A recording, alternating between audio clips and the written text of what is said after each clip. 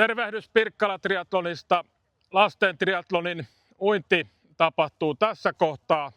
Tähän tulee ramppi, jota pitkin uidaan 12,5 metriä kääntyminen vesilelulla.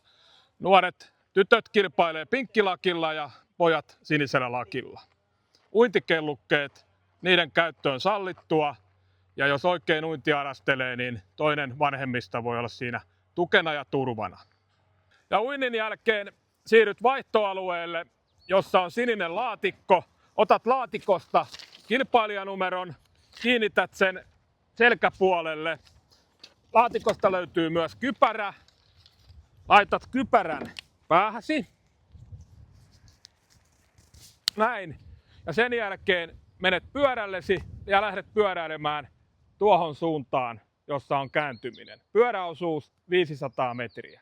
Potkupyörät lasten apupyörillä sallittuja. Ajetaan hiekkatien oikeaa reunaa.